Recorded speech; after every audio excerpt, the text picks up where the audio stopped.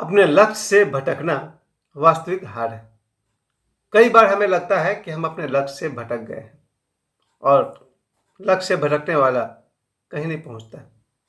सिर्फ दाल रोटी कमा लेना या कोई नौकरी पकड़ लेना आपको पूरी संतुष्टि नहीं दे सकता। और आज मैंने इस बात को महसूस किया कि जो लक्ष्य से भटक गया वो हार गया। और जितने भी लोग आज तक हारे हैं उनके हार का प्रमुख वजह यही है, भटक जाते हैं वो लोग अपने लक्ष्य से। कई बार मुझे लगा जैसे कि अब मैं पहुंच गया, सिद्ध हो गया, सिद्धि मिल गई, अपना लक्ष्य पा लिया। लेकिन ठीक उससे पहले कहीं ना कहीं बुद्धि भ्रम होता है, जिसको कहा गया है अविद्या। अविद्या से ही सिद्धि की हानि होती है। कई बार मुझे लगा कि मुझे मेरा लक्ष्य मिल गया या मिल जाएगा, और जो लक्ष्य से भटक गया उसकी हार सुनिश्चित है।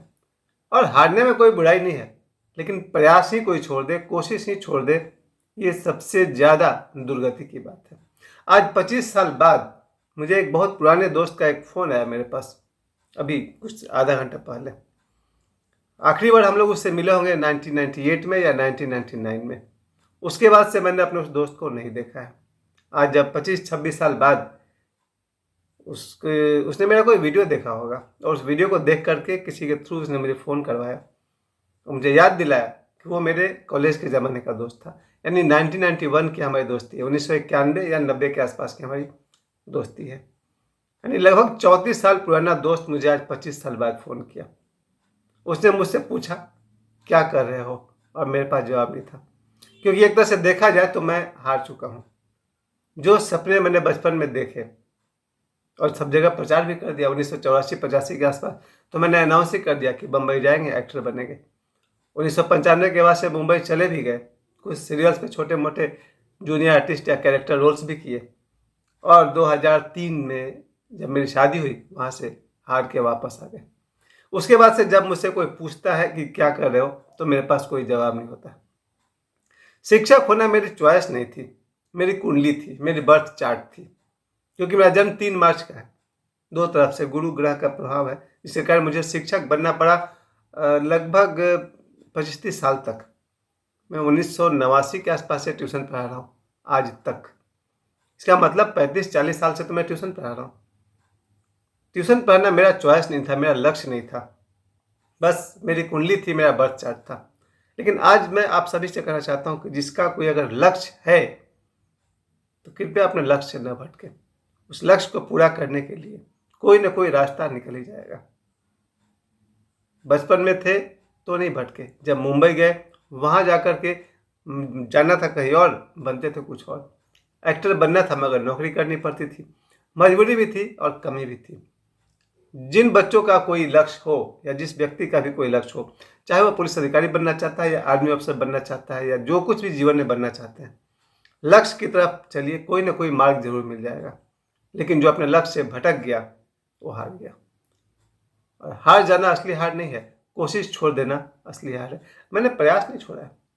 आज मेरे वीडियो के थ्रू ही मेरा दोस्त, उसने कहीं मेरा वीडियो देखा था, उसके थ्रू उसने मुझे फ़ोन किया।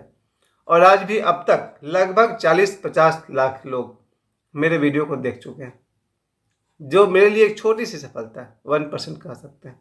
और मैं इस मार्ग पर चलता रहूँगा और अपने जीवन के अनुभव को बताता रहूँगा।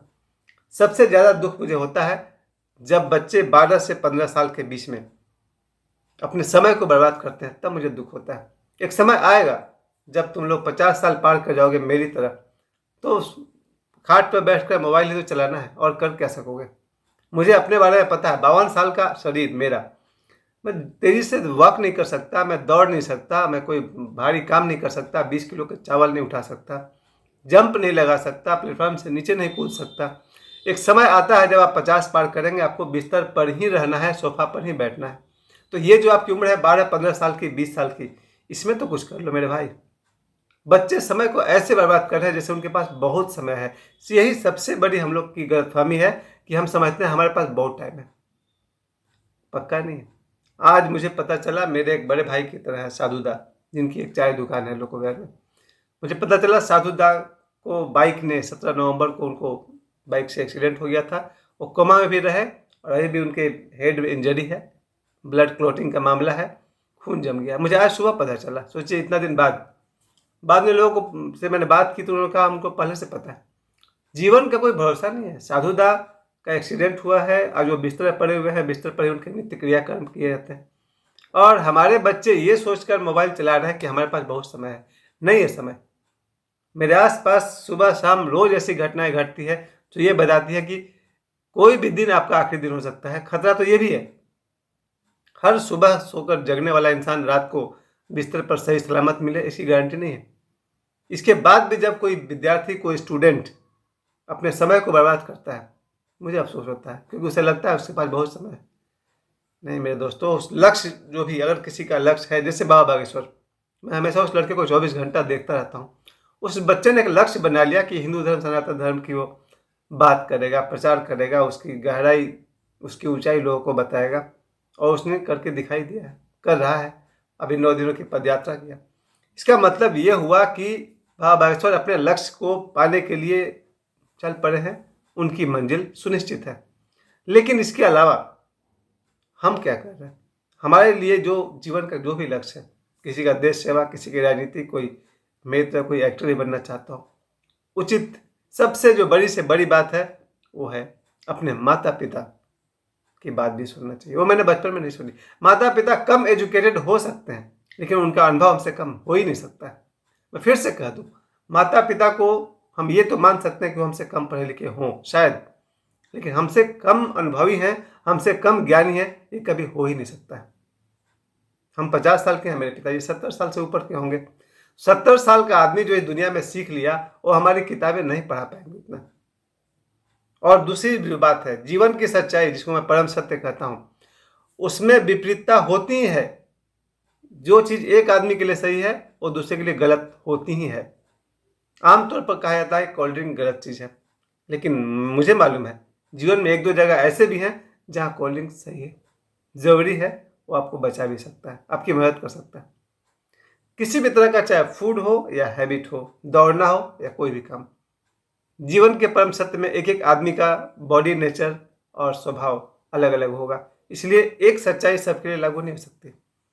लक्ष्य पाने के लिए एक काम तो करना जरूरी है, अपने माता पिता की हैसियत देख करके बहुत ज़्यादा भूलने की जरूरत नहीं है। अपने आप को याद करिए, ईश्वर ने हमें जब दुनिया में भेजा है तो हमारा भी तो कोई लक्ष्य होगा।